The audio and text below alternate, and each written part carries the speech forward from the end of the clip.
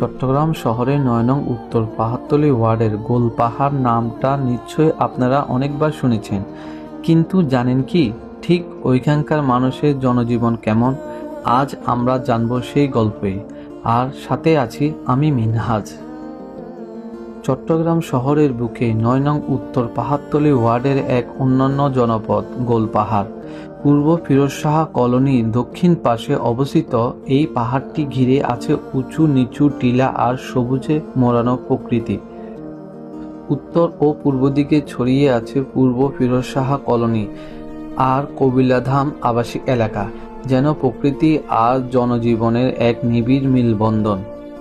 এখানকার মানুষগুলো নানা পেশায়, কেউ নিম্ন আয়ের, কেউ মধ্যবিত্ত, কেউ বা ক্ষুদে ব্যবসায়ী, চাকরিজীবী কিংবা গার্মেন্টস শিল্পের নিরলস কর্মী।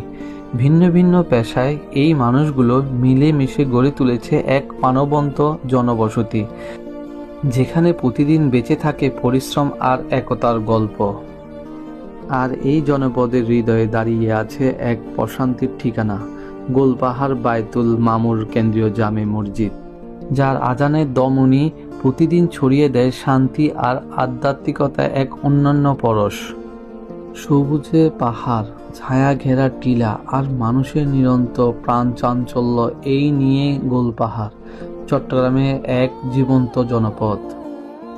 অজানা তথ্য ও স্থানীয় গল্প জানতে আমার পেজটি ফলো করুন।